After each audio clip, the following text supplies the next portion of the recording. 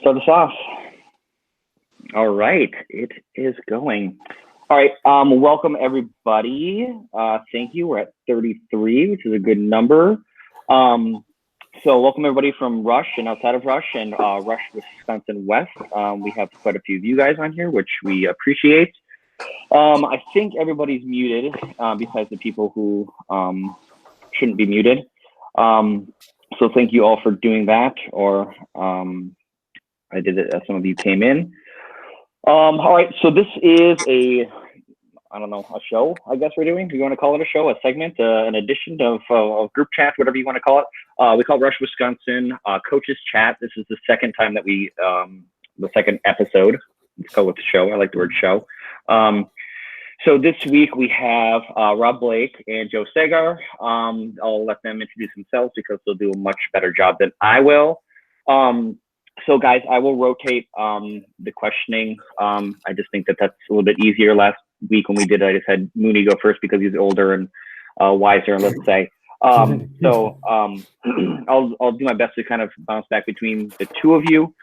And then we have Kyle from Rush West on here. So everybody, if you look in the upper right corner of your screen, there's like a little like a quotation box. If you click on that, you can ask questions via text, so then you're not interrupting what we're talking about. And Kyle and I will look through those, and Kyle will write down the best ones. And we'll talk about those at the end if anybody has any specific questions about something we've talked about for these coaches and their programs, whatever it may be. We will take those at the end. So let's make this easy. Rob was on first. So Rob, can you, did you get the little, I sent you the questions, right? Just so you can see the little bit. So tell us a little bit about your school program. You see like the kind of things we're looking for. So if you would like to start us off, that would be excellent. Do you want me to skip over an intro or go straight into questions? No, that's part of the intro. Yeah, do the intro and then hop right into that. All right, awesome. Easy, Joe. Perfect. Calm down. All right, so everybody, hi. I'm Rob Blake. I'm the head women's soccer coach at Lakeland University. I've been at Lakeland, it'll be 3 years in August, so I'll start my 4th season in 2020. I've been in Wisconsin, 16 years now. Actually, take that back, 14 years, and I spent 2 years living in South Dakota. Yeah, that's it. I'm from across the pond, if you hadn't guessed that. Joe might tell you that I will try and fake my accent as much as possible. I'm from Racine, but that's not true. However, anyway, moving on, questions. So Lakeland University, to give you a broad... sorry, my cat walking past the screen. She wanted to join in too. She says hi, that's Molly. But Lakeland is in, technically our mailing address is Plymouth, Wisconsin. We're more like Howard's Grove, Wisconsin, which is close to Sheboygan, Wisconsin, and that's about an hour north of Milwaukee and about an hour south of Green Bay. So we get the best of both worlds. We can come for the soon-to-be crowned world champion Milwaukee Bucks and go up for Egg Hand in Green Bay when we want to. Lakeland is rural in its, I suppose, description. Lakeland owns about 70 acres of farmland around Lakeland.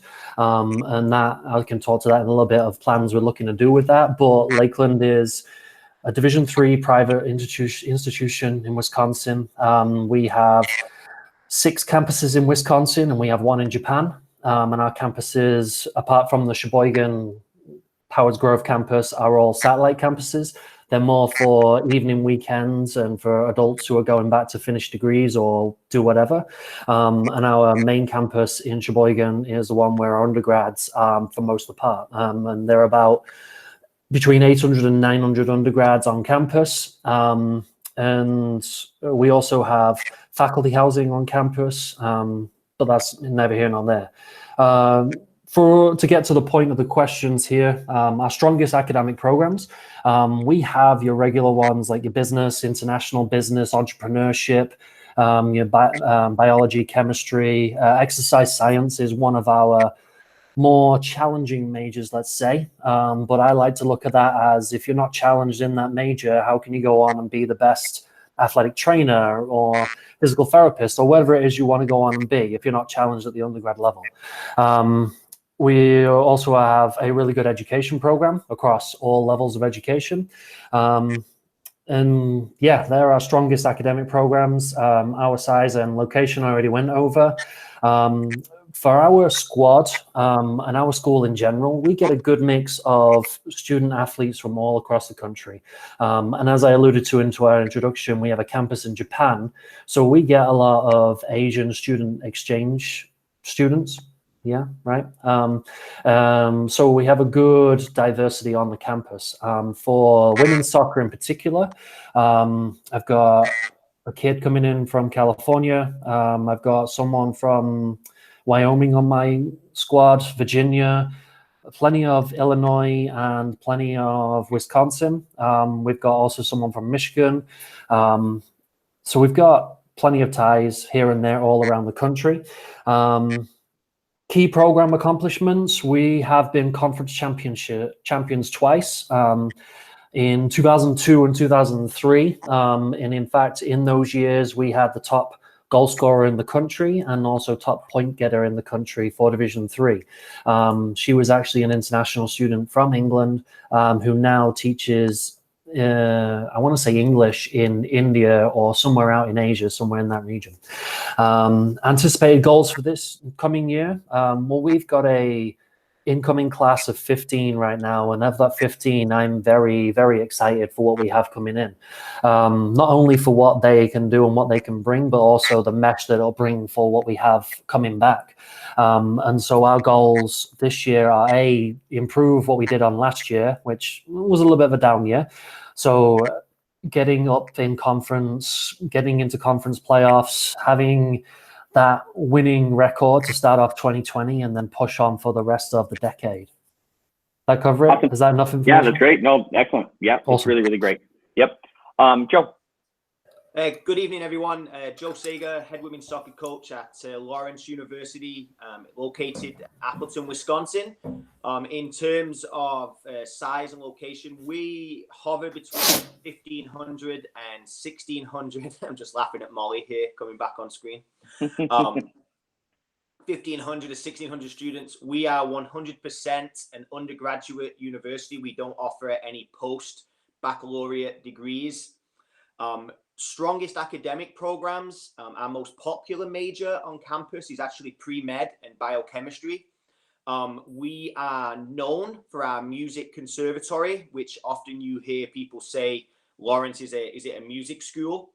And to say that, what we often say to parents and students is our conservatory is a place where if you want to go and play the French horn in the Chicago Philharmonic Orchestra, we're one of the places where you go and learn to do that. Our music education is one of the best on the planet.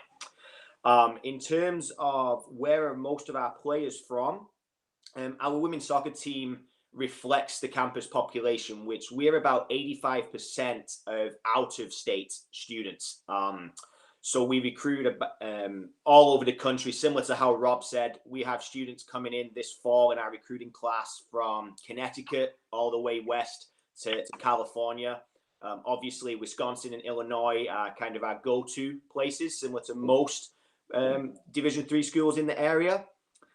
In terms of anticipated goals for next fall, that would be my third fall here as the head coach, and I think for us, we want to try and kick on and be much more competitive in our conference.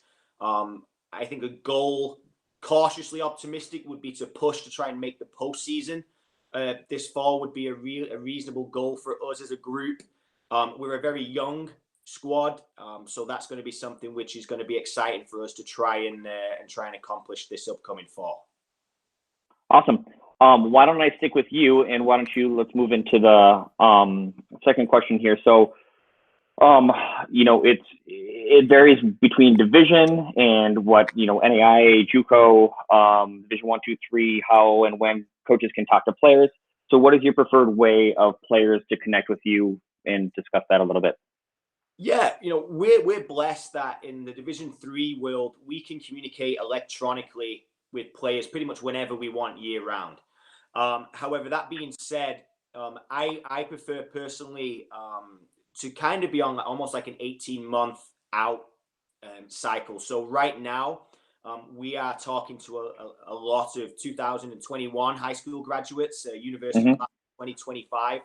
And then obviously, depending on the virus, not normally here, watch them. You're going to see them play between their spring and summers, get them on campus for official visits in the fall, and then look to have them apply in our first round of applications, which is basically around Halloween, so we can have people committing to us December, January, February of their senior year. How we like to communicate with students, any way they feel comfortable. Today I've done phone calls, I've done Zoom calls, I've done texting with people. It's as a college coach, I will communicate with students who are interested really any way those students want to communicate with us. Awesome. Rob, same question. You know what, Joe pretty much covered everything there. The only thing that I would add, that I slightly add on top, is that just recently I've had a lot of success finding recruits in places like Huddle and on Twitter, and just getting that conversation started, at least while I'm trying to finish off a 2020 class. But yeah, same with Joe for 2021. We're sending out a lot of information for 2021s, and we've been doing it since January. So do you guys ever like when you go to a tournament and there's like the pamphlets of players, like can you discuss like what when you're looking at a player, what interests you? Like what is their warm up? Is the warm up important? How they discuss things with their coaches, how they treat their parents. Like, can you maybe go into that a little bit? Yeah, who do you want to go first? You first. All right. Yeah, definitely. Everything you've talked about there. So if we're going to showcase and the schedule allows for me to be early enough at game to see warm-ups, I always want to take in warm-ups. I always want to see who's the clown of the group. If they're, if it's just a warm-up thing to try and loosen themselves up, loosen up the team a little bit so they can play that a little bit better. Who's in the zone, who's taking it seriously. I will tell you, I've sat in between watching two games at a tournament, and I've seen a player absolutely berate their coach in the wrong way.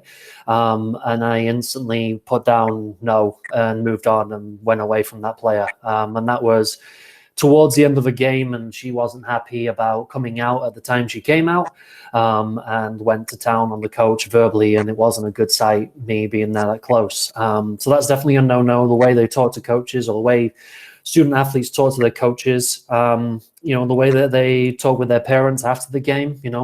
If I don't have to rush off and I can see that, they're interacting with their parents in a good way, or they just storm off and go to the car, they're telltale signs of character for me. Well, I'm looking for when I'm watching them play. Most of the time I'm looking for specific positions. I kind of have a good idea of what I'm looking for, what's not going to be returning, and what we may struggle with in terms of taking those next steps and moving on and achieving our goals and what we need to do. But if I see a consistent performer who's doing all the right little things and is talking the right way, and even if they make a mistake, how are they reacting after that? So little things like first touch doesn't have to be amazing. I'm okay working with someone who shows somewhat consistent first touch, and it's something that we can improve on and grow with, right? For a forward, it's not just, are they shooting? Is it their movement off the ball? Or do they know the decisions between, do I check to the ball? Am I checking at an angle? Little things like that, right? For a defender, are they in sync with the rest of the back four? Are they communicating with their goalkeeper? Do they know where the outside midfielder is? Little telltale signs that tell me, yes, this person is probably ready to play at the next level, or they've got enough of the pieces so that I can then work the rest of the pieces that I would need to get in those times. Yes. Right. So let me jump into this. So then you kind of explained like the social side, with how they react with, with their coaches and their teammates and who's the goofball in the group. You discuss soccer ability. What type of players you look for academically? What do you look for leadership wise? Why don't you, Rob, finish that out, and then I'll have Joe answer all of those. Awesome. Academically, the better it is for student athletes.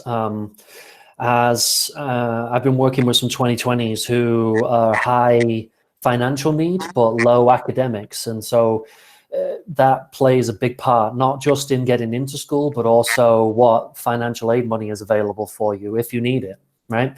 If you're not getting massive amount of scholarships and you need that little bit of help, then your grades come into play with your financial aid as well. So the better the GPA and the better the ACT or SAT, the more money that's going to be available that we'll be able to find and allocate and be able to push in the right directions for other scholarships. Now, in terms of getting admitted into Lakeland, we're like a lot of schools, and maybe Joe might be different or he might be the same, but we don't always need ACT and SAT. We'll go on the body of their work and the body of their application and interviews and stuff like that. We understand that sometimes people just have a bad day and they take a bad test, but the body of their work and what they've done over their school career says a lot about who they are. When it comes to my conversations and what I'm looking for after that kind of stuff, I have a set of 7 questions that I talk to student athletes about, and I'm not going to say them in front of Joe because they'll probably steal them. I've seen them. They're good questions. Yeah, and when I send them, I'll give you this one, Joe. We use grit scale, and we look at what they're like on their grit scale, and what they'll be when they come into campus, and compare it, what's different, what's changed, and then after their first year, and so on and so forth, and use those as a guideline to be able to determine where we need to help and work with our students. But if they don't show good athletic character in those 6 questions plus the grit scale, then I'm not interested. No matter if they're Mia Hamm or someone in that kind of region, if they don't have the right character to come on and do and be what we need them to be, then I'm not prepared to work with those kind of people. I'll be honest with you, I've been burned in the past by those kind of student athletes, and I'm not prepared to go down that road again. Yeah, no, that's smart. I totally agree with you. Joe, so we're on specific player profiles, so there's a lot in there. So academic, social, soccer ability, leadership, commitment to the program. Yeah, I mean, I'll start with the academic piece because, Lawrence University is a top 60 private school in the country academically. So before I even go and watch people play, I look at their academic GPAs because there really is no point me recruiting someone who, one, it's not going to be moral and ethical for me to try and get them into the university. And I want people to flourish academically when they come here. So I look for students who've got good grades, who look, at least on paper, that they're going to flourish when they're here in the classroom. So that's the first thing that I look for. I'll echo what Rob says. One of the things that I look for on a player's attitude and see if they're team orientated is when a goal is scored, how do they react if they're not the ones who've scored it?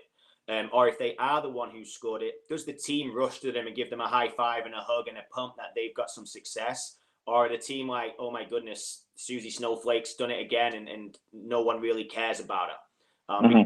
Because like Rob says, we spend a lot of time with our college athletes. We want to enjoy you as people. We don't want to have people in our programs that are self-centered, focused on their own success, and not want to put the program and the team to the forefront. For sure, it's an environment thing, right? If they have that attitude, they're gonna cause some issues in your environment. Yeah, 100%. Again, kind of like what Rob said. We need to know, are you athletically enough capable to play at the college level? Now that doesn't mean you have to be 6'2" and 175 pounds, but you do need to be able to run. You do need to be able to stop. You need to be able to compete physically.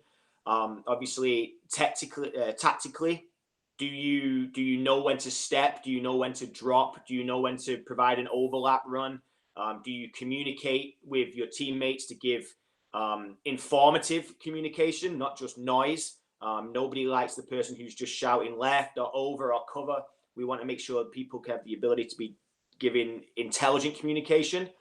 But the big one for me is how do they communicate with their parents before the game and after the game? When they come for a college visit, that's the first thing I look for is, are they always correcting their parents if they make one slight small thing wrong? If people are going to be mean to mom, who's cared for you, then you're going to be mean to me. Okay. Yeah. It might take a little while, but yeah. So that's important. If people are rude and harsh with mom and dad or whoever it is, then I don't want them. I don't want to invite them into my program because, like Rob said, you always remember the ones who burn you, and it leaves a mark for the rest of your time as a coach. Right. And you can kind of see a pattern. It sounds like, right, when if you're weeding out people based off of some small little, I don't know if I want to call them character flaws, but things that they do, behavioral things that they do, it speaks really, really loudly. 100%. Yeah. Yeah. I appreciate one thing that you said about the communication piece where it's not just talking, or it's not just, getting on somebody when they're, doing something poorly. It's informative communication, like giving information with your communication. I think that's really, really important piece. I talk to my players about that, and sometimes it's a struggle for them to kind of understand it. And soccer's so much easier when you talk to each other and you help each other out with information. Yeah, and I talk about, when people talk about not getting on their teammates, but there's a time where you need to get on your teammates potentially. But can you do that in a way that your teammates are willing to receive it and listen? Or do they pull your eyes and go, oh, Susie's at it again? Yeah. Because there's a difference. And a huge difference. So if you can't take feedback from a peer, are you going to take that from a senior when you come to campus? Or are you going to shut down and go, oh my goodness, a senior center back is giving me direction and I can't handle that? Because we need players to be able to correct one another. A coach can't joystick you through a college game for 90 minutes. It's impossible. Yeah. Perfect, guys. Great answers.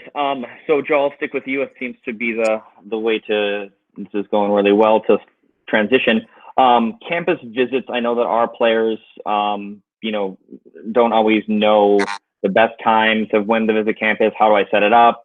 If you could, should I stay over? That's actually a really important one that I'm sure you'll touch on. I know a lot of our players will, are unsure whether to set up the visit through the administration. We can go through the school to set it up. Do they contact you to do it first? Like, if you could just touch on that, that would be excellent. So, and I would say this, if you want to play for the coach, go through that coach. Okay. In terms of what I want to do on what I call an official overnight visit, I will invite you to come to campus, and I will say, find a home game that works with your personal calendar and things like that. Because what I want to show you during an overnight visit is my vision for the program and where you fit into that. I want to show you our athletic facilities, what's going to be your world athletically for 4 years. But the important part and the biggest part, I want you to hang out with Lawrence students. I want you to hang out with women's soccer players. I want you to eat in the cafeteria. I have you sit with faculty who are going to be in your major so that you can talk and ask the professors, if you want to be pre-med, what the curriculum looks like and how you can grow in the classroom. And I also want to give you some time to walk around and see if you fit. Are they the type of people that are on your, who you can see yourself bonding with and being around? So the official visit is really as much for the coach to see if the player fits in, but we also want our team to be around you and go, hey coach, we love Susie. She was great. Get her in here. Right. So we do overnights and we also do day visits. I would always push to do an overnight if you can, because it gives a full exposure of the college visit. But that doesn't always work with people's, people are busy. Most of you are playing club or high school or involved in other things. But if you want to play for the coach, I would reach out to the coach and say, hey coach, I'm trying to come to campus on Tuesday. Can we come and see you? And most coaches would absolutely love that and will come and see you. And if they can't, they will tell you, probably say, hey, can you come on Wednesday? Or can I get one of my assistants to meet with you? If you go through the admissions office, that coach might just get an email the day of and say, Susie Snowflake's here. Can you meet her for half an hour? Well, if we can, we'll meet with you, but you're only going to get 20 minutes, half an hour of interaction with the coach as opposed to a full day. If you're even available. Yeah. So sometimes that's not enough notice. Yes. Definitely. Rob, same question. You're going to have to repeat the question because my microphone broke, so I had to restart. Yeah, no problem. When is the best time to come visit your campus? How do I set that up? Should I stay over? Oh, awesome. Very good question. So best time to visit, pretty much anytime, even in the dead of winter. Lakeland is a beautiful campus when it's covered in snow. If you can get on with the wind, and not be too put off by that because it's not here all that often, right? And the snow, but any time of year, we're quite happy to work around everyone's schedule. Molly's back. Come on, Molly. Sorry. It's like a zoo. I apologize. But the way to go around that, I was just listening to you, Joe, and I must be fortunate with our admissions staff because they give us a bunch of heads up. They give us a pretty good timeline, and they set most of it up, but they also give us plenty of input into how the visit goes, and what we want of it. And so, for example, like Joe said, contact the coach, go that way. That is definitely the best way to go about it. But for us at Lakeland, I'm going to, take that and I'm going to go to admissions anyway. And then we're going to build out the day with admissions.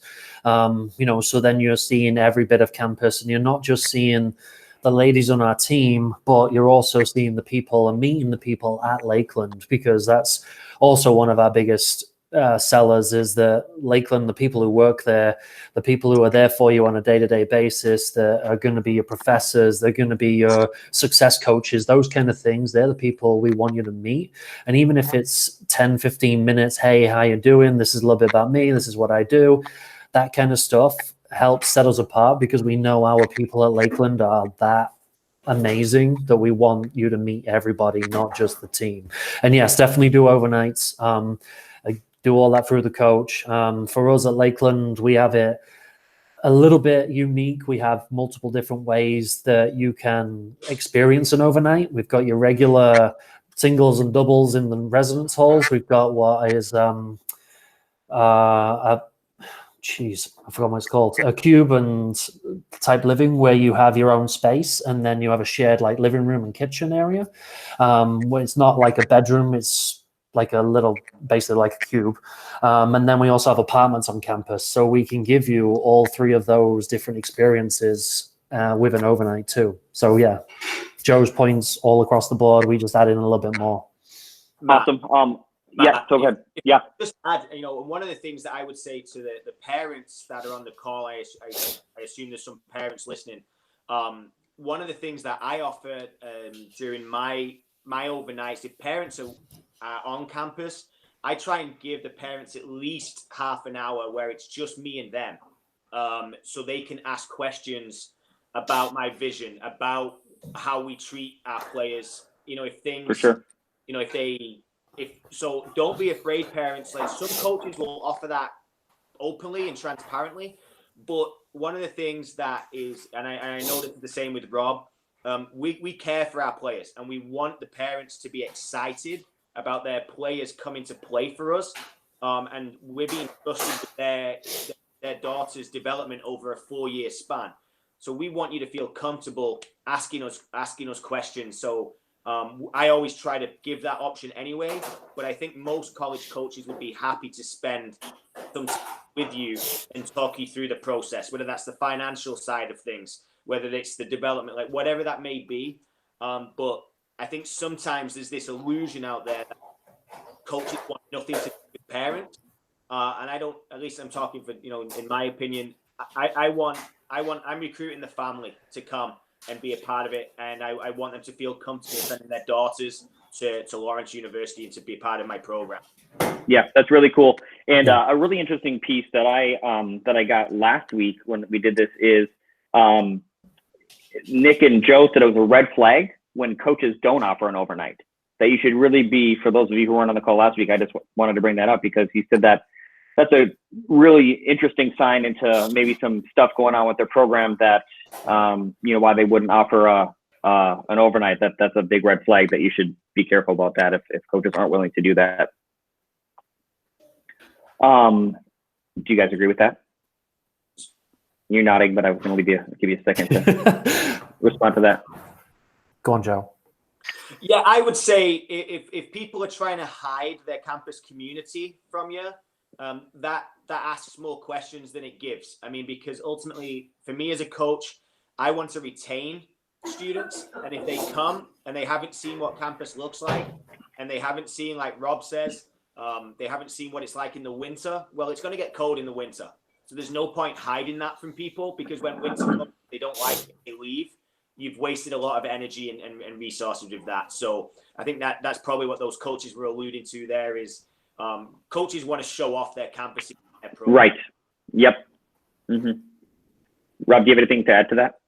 No, I'll admit that I don't openly ask, but I don't turn players down if they want. When we do have overnights, we have given parents and had them in a hotel room. And to be honest with you, most of the time the student athletes spend the night with their parents, even when offered, So yes, I don't openly go and say, hey, let's book you in for an overnight, but I don't say no at the same time. Right. If that's what they really want. Yeah, for sure. Rob, I think this one's on you anyway. What would your starter say about your coaching style and commitment? So if you want to talk about like what your favorite players would say about you, and maybe what number 25 on the roster would kind of say about your coaching style or being part of the program. Well, I'll give you 25 on the roster when I get there this year. But okay, perfect. I will tell you that I would like to think they say that I'm almost a perfectionist when it comes to it. I'm so passionate and so ingrained in the game, and I let that passion boil over because of how much I want them to get better and how much I want them to improve and how much I want them to be able to not be bored out of their brains running through the same redundant exercises and drills and practices.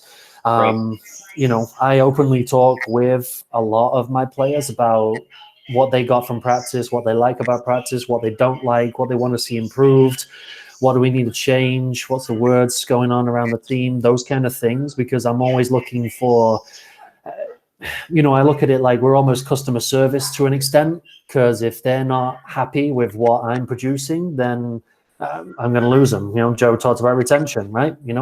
Part of that is if I'm not challenging them on the field, or I'm not giving them something different, or I'm not looking outside of my box and my comfort zone to be ready to go and challenge and make them that much better, then how can they have a good experience with me as a coach? I will tell you that I very rarely have the same starting 11 for multiple games in a row.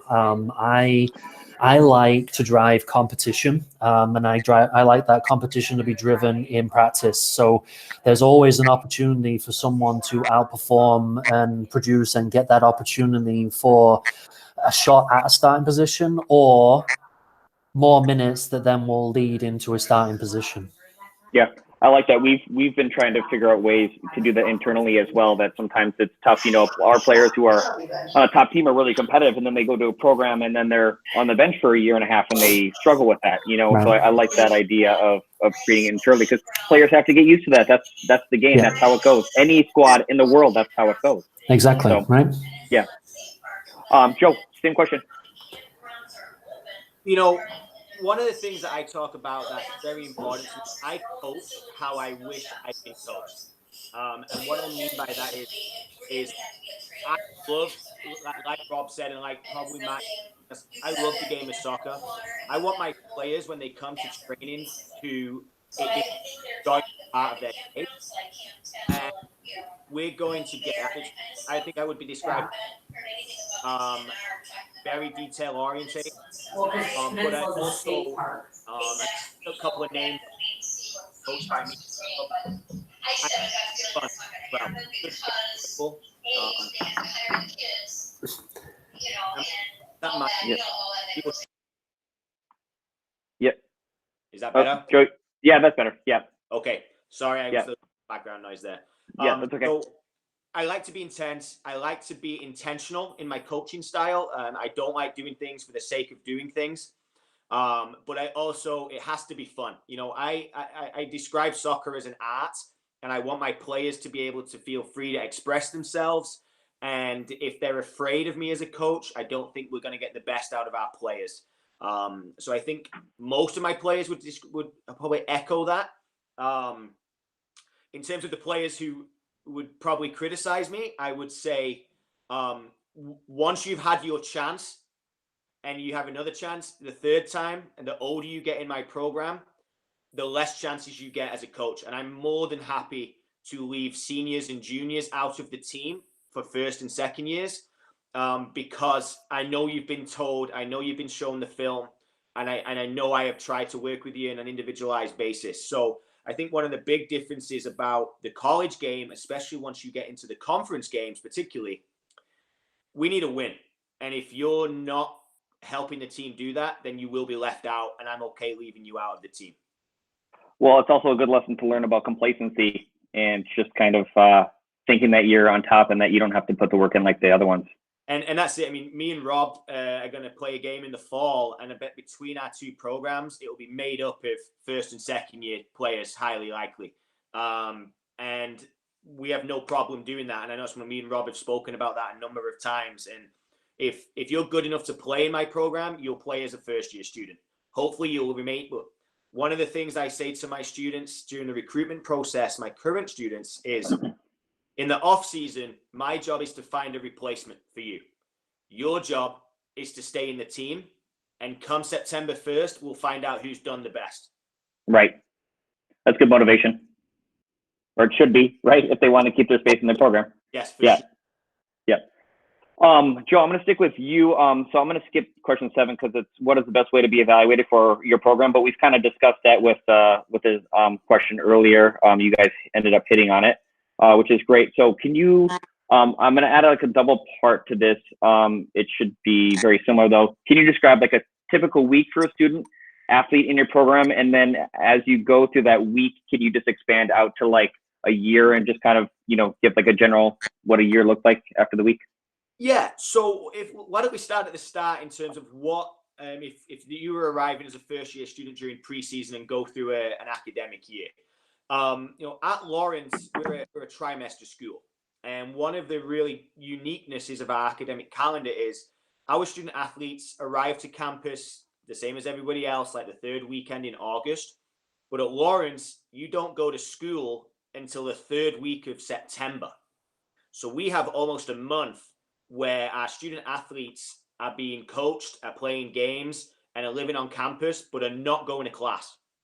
So we can really do things that a lot of other schools can't because they're already into the learning part of their academic calendar. Once classes start, we're pretty standard to every other competitive Division III program. We have 6 days a week, between 1 and 3 games in a week. You always get a day off because the NCAA mandates that for us. Mm-hmm. We train in the evenings, usually between 5 and 7 or between 7 and 9. We rotate with our men's team each year. So our students don't miss any academic stuff for soccer training. Then in the off season, we have a full-time strength and performance coach. Our athletes have the opportunity to work out with our performance coach 4 times a week. Obviously, I'm not involved in any of that. So that part is about getting bigger, faster, stronger. Then once we get to our spring term, we have our non-traditional season, which is my conference gives us 4 weeks of spring practice dates, which we do usually around May before class gets out in June. And then obviously we have our summer program, which is involved in keeping you fit, doing you strong, and getting as much ball work out as you can. Awesome. Rob, here we go. Well, actually, Joe, those are things I learned about your program. I did not know that about Lawrence through a trimester school. We're a little bit different. So even more different than what Lawrence is. So Lakeland is what was called a cooperative education learning school. And basically that means that we are looking for you to get jobs, and we'll give you a scholarship so that you can cut down your school debt. And so we put a lot of time and effort into paid internships and jobs on campus or very close to campus and so on and so forth. So I get that out there beforehand. We're a 2-semester school, winter break in between. It's always nice if you're from a sunny part of the country and you can take off for the winter, right? But we're very similar to Joe in terms of preseason. We'll turn up in the middle of August.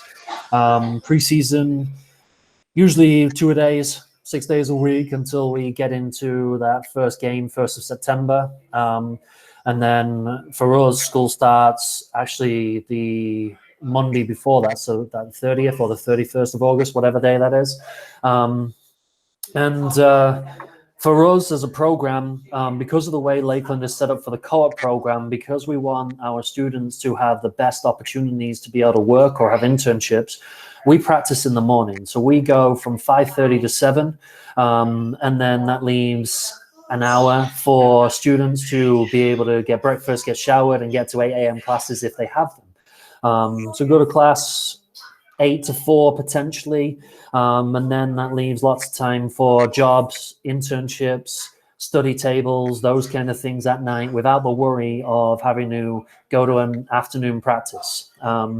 Yes, there's games. For us, our games are, they might be the same day as Joe's, but we play Wednesdays, Saturdays. Our travel time on Wednesdays is never more than an hour. So except for this season where now we're going down to Chicago for a Wednesday afternoon game. But usually we're talking Wisconsin Lutheran for us, MSOE, Concordia, Wisconsin, and Marion are usually our Wednesday night games if we go anywhere. Saturdays are when we usually do the longer trips.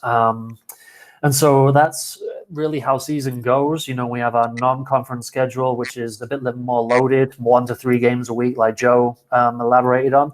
And then when we get in conference, we stick to 2 games a week. Travel is minimal, and we provide plenty of food for everybody. There's a day off. We have, for us, we have a trained yoga instructor on our staff. So Tuesdays and Thursdays, we have yoga going on as well, so that we give that little bit of extra stretching, recovery time, muscle building during the season, that kind of stuff, because there can never be enough of that. Our season, regular season ends October, beginning of November, playoffs start then. You know, and we end school, when do we end school? Middle of November. And we're out for until January, end of December, end of January is when we come back. And then spring is just like what Joe said. We have a full-time strength and conditioning coach. We get in 3 times a week. And then we have, our conference is a little bit different. We go by what the NCAA says in terms of when we can play for our spring season. So we can start pretty much as soon as the snow stops coming down and there's no ice on our turf field, and then go until the week before finals. We can have 16 practices, and then unlike Joe's conference, which they might have changed that now, Joe, you'll have to let us know, but we're allowed to play a day of games or play like one game, up to 180 minutes of play, but it has to be done in one day. And for us, that was going to be actually this Saturday. And then for our spring practices, we were going to go 3 times a week, Monday, Wednesday, Friday, go a little bit harder for those practices, push them a little bit more, add a little bit more conditioning. And then we do a 7v7 tournament, and then we play an alumni game in the afternoon.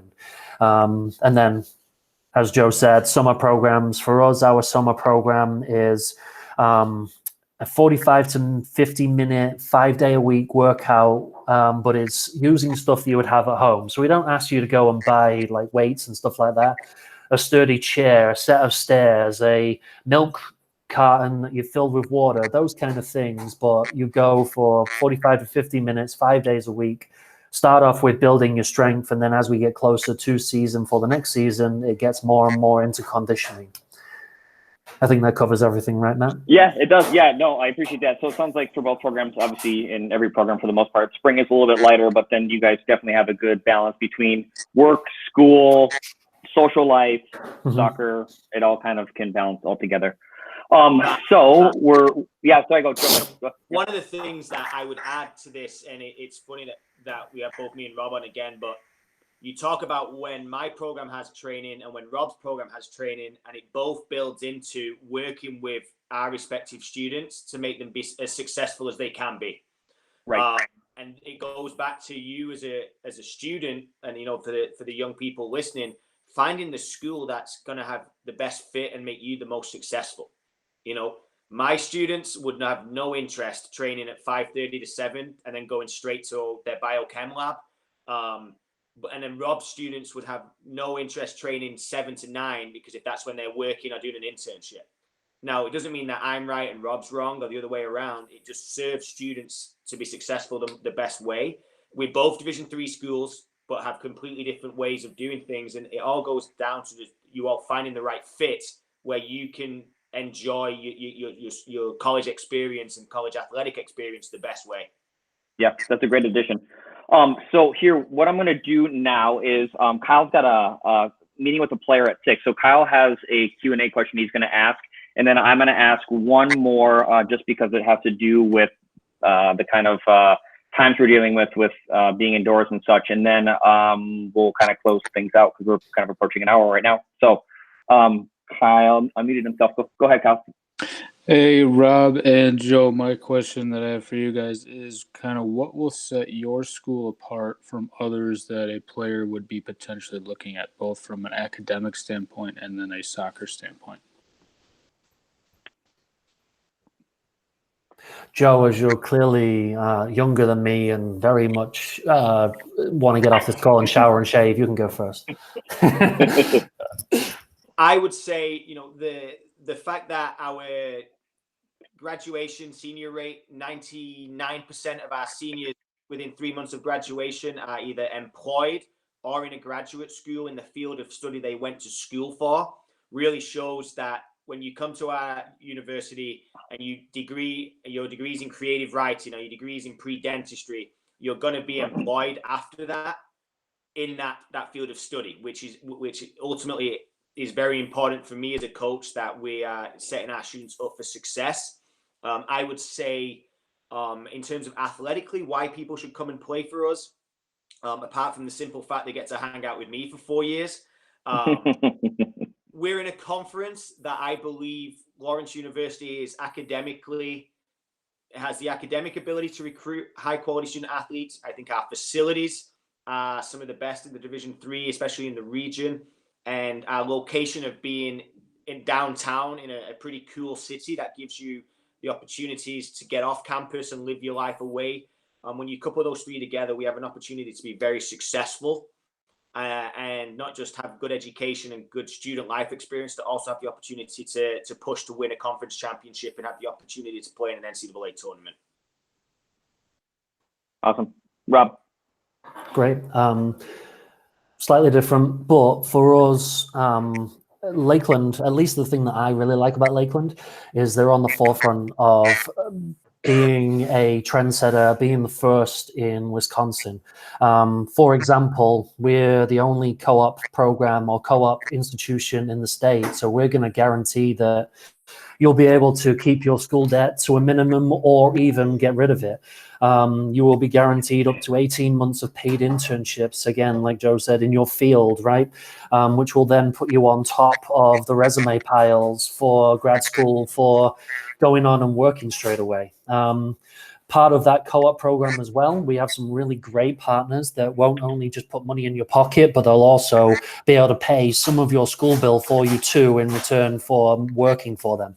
So there's major assets and major advantages to that side of the program. It's in its infancy. It's only getting bigger and stronger. I love that Lakeland puts their money where their mouth is. So They opened a brand new turf field right before I got the job. We have had a brand new campus center rebuilt. Just recently, within the past 2 weeks, Lakeland's announced we're spending upwards of $26 million on new residence halls to be opened in 2023. So we're a school that's here to stay. We're looking to do new things. And we're also the only school in the state, I believe, that waives tuition for those that need it, as part of our Promise program. And I already alluded to that Lakeland has a campus in Japan. We have lots of diversity, which means opportunities in different continents. And then, the academic side of things, I can honestly say that Lakeland is the first school that I've worked at where the people actually really truly go out of their way to show that they care about you and want to be there for you and go above and beyond to do anything and everything that they possibly need to do to make you a success. I've said those kind of things before at different schools, but at Lakeland, I'm seeing it more and more every day, from my AD backing me on a consistent basis and pushing me, to my students always talking about it and talking about how their professors are there for them and pushing them, and how our success coaches are helping them, and so on and so forth. And like Joe alluded to, we're on a program on the up.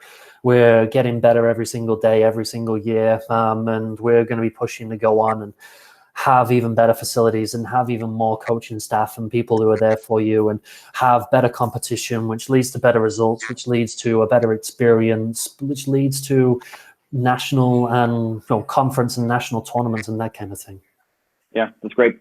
I think if I may talk about a thing that you both had in common that I don't necessarily know that our players, which I didn't when I was in college, take seriously or really think about, was the school placing you in a job after you graduated, or really doing their best to put you in a grad program or push you into the working class, working force. That's a really, really big thing, because that's not a lot of schools do that. No. And we're, like I said, Lakeland likes to put their money where their mouth is, and our results are only getting better from that. Okay, so the last question that I have, thank you guys for that. Those are really, really good answers. Okay, this is really strange, obviously, for all of us, being quarantined and, not knowing what the spring looks like, the summer looks like, the fall, who knows? With a lot of summer showcases and camps being canceled, what advice can you give a player on how they can still get noticed or recruited? Rob, why don't you go first, since Joe went first on that last one? Something I saw just recently online from different coaches I follow on Twitter. But one question that's definitely going to come up is, what did you do individually that made you stand out as a student athlete? How many workouts were you doing? How many times were you out there with a ball? And how were you portraying yourself on your social media? Because that's a lot of times that's where we're going to be able to see you now. How is your videos? How are your highlights? Do you have your best foot forward? And for me, is there a full game that I can watch as well? Because I have a bit of time available, and and all that kind of stuff. And I think putting the best foot forward is going to be what you show in the areas that we're going to see it. Like I said, social media is massive now in the recruiting process. How you looking at videos? Are you showing videos? I know that Rush, you do a good job. There's also Sporting Iowa that does a really good job of promoting their kids that are going through different challenges on a daily basis, that kind of thing. Our Twitter account, I retweet Beast Mode Soccer workouts, so there's plenty of avenues for you to be able to do it. Are you taking advantage, and are you showing that, and are you portraying your best self every single day in how you do your work? I think is probably going to be what's going to work. Yeah, that's really great. There's no off time, Exactly. There's plenty of time to do this stuff, so you got to get motivated. Right, even if it's 20 minutes. 20 minutes makes a massive difference every day. For sure. Joe, same question. Yeah, I'm gonna start on the critical side, and then move towards the positive side. What I think is going to happen with this pandemic is, when we all come back together, every coach in the land and every person in the land is going to know who genuinely loves the game of soccer and who has found a way to make themselves better, do some work, as opposed to previously, players might be going to practice because mum and dad had made them and they're driving them there and reminding them to do stuff. And they can go through the motions of being a part of the team. Right now, when you're locked in your basement, if you're not doing anything, when we all come back together, every coach is going to know that you've not done anything. So, like Rob said, there's never before has there been as much information put out for free for you to do on your own. You need a ball and a wall or a ball and a space, which is great. But I would also say, in terms of what, I've spoken to a number of people this week, and it's everybody is going through the situation with you. It's not like you've blown your knee out and everybody else is still playing at showcases and being seen. Everybody is going through this. Every coach is having to assess people more off film than ever before. And I'll be real, coaches are going to have to take some risks maybe on some people that maybe they would have, not maybe recruited without seeing them live. Whereas this year, we might have to, because we're not going to see some people live. It's just, I personally, and this is just Joe Sager's opinion, I don't think we're going to have a college showcase until 2021. I don't think it's going to happen. So we, be okay reaching out to coaches with film and saying, hey, this is what I have right now. And work on building the relationship on a personal relationship, and then just show them what you have soccer wise. That's something which probably never before, like Rob said, we're willing to do Zoom calls. I've done a plethora this week of Zoom calls with parents and young people, which I might not necessarily have done if I'd have been in my spring season right now. So don't feel that you can't reach out because you've only got a 2-minute highlight film. If that's what you have right now, then it's better than nothing, and commit to it and try and get that coach on the call and ask the questions about the program. Right. And I can tell you with our players that there is no excuses, because we're sending them a online training. We've been doing it. We're on our 5th week. We're just ending our 5th week. We send them we send them a training on Monday. We send them another one on Thursday. And it's not just like one thing to do. It's 6, that they should be working on. So it's really, really good to hear you guys say that, because, I know it's just like coming from a parent sometimes when it comes from a club coach you've had for 2 years or whatever it may be, that, hey, go out and do the work. If you can't motivate yourself to get up and go out and do something, you're going to struggle in college programs. You're going to struggle with a lot of stuff, because you have to learn how to self-motivate. And I would say this to all the parents on there: if they're not going out doing the work, give them some chores to do, and then we'll see how much they start doing it. Okay. All right. I have a little bit at the end, but I was going to let you guys have any closing remarks if you wanted to say anything before we disconnected or before I started yapping again. Well, I'll continue. First off, Matt, I know Rob's going to say this as well. Thank you very much for inviting us down to the training session this past fall and doing this. For people listening, if there are things that you want to follow up with us at, please feel free to reach out. And even if you have no interest in coming to Lawrence and you need some advice in the college recruitment process, please feel free to drop me a line. Happy to talk to people, happy to help people find the best place they can be successful. And obviously, hopefully we can get some rush players at Lawrence here in the next couple of years. Awesome. Rob, you got any closing on? Yeah, no, like Joe said, right? Thank you, Matt. Thank you for everything you do for your student athletes. Thanks for putting this together. This is really cool. If we could do more of this would be great. Again, for student athletes on the call, I alluded to different things that we do. If you want any advice, different advice, something else to think about, this coach said this or did that, or anything that you want, and you're not interested in Lakeland, I'm fine replying to emails, and I might not get back to them straight away, but I'm definitely there to help and be there for someone just for that extra little bit of guidance. And who knows, you might like what I have to say, you might just take it with a pinch of salt, but listen to coaches, listen to what people are saying here, do everything you need to do, go above and beyond. Be the best person you can be overall, I guess. But thank you. Again, this has been awesome. Sorry for Molly. She really wanted to be in on the conversation. She's actually sitting right here, right now, just looking at me with a glaring eye, like I'm going to kill you when you sleep. So yeah. Yeah. So all I really had at the end was Rush people who are still on here or wherever you're from, because we've opened this up to people even outside of the club. My email address, I'm Matt Tebow. Sometimes I forget to introduce myself. I just assume that people know, or that they just don't even really care. That's fine.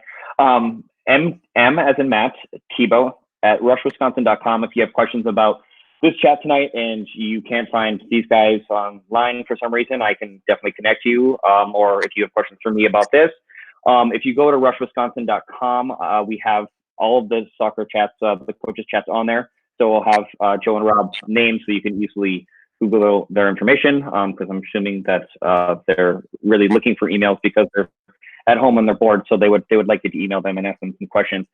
But really, no, guys, all I had was just a thank you for your time. Like I said, kind of before people started jumping on that, I love these things. I definitely, when I did this, we're doing 7 weeks, and I definitely reached out to people who I care about and who I know well, and who I knew would be up for doing something like this. And I really, really appreciate you taking your time to come on here. Rob's got a brand new little boy. Well, he's a little bit more than brand new, but it's you guys have lives and families, and this information is so valuable to our players. And honestly, I'm learning stuff. I mainly coach in our high school age girls, and the more I learn from you guys, the more I can help them. And the more that you pay me, the more I can push them towards your school. But no, this was really, really nice, and I appreciate you taking your time to do this. And like I said, again, if people didn't hear me when we were talking before, this is definitely, I'm hoping it's not just a one-hit wonder because we're out, we can't go outside. That I would really like to continue this over the winter, maybe even after Christmas and the New Year, just because when we try to do things in December, it can get a bit crazy, and then you guys are hopefully busy until November because you're going to conference tournaments and things like that. So this is definitely something that we would like to continue, and not even just this, getting you guys back this fall to come and do some training sessions. We'll get those on the schedule too, and work that out. So I really, really appreciate it.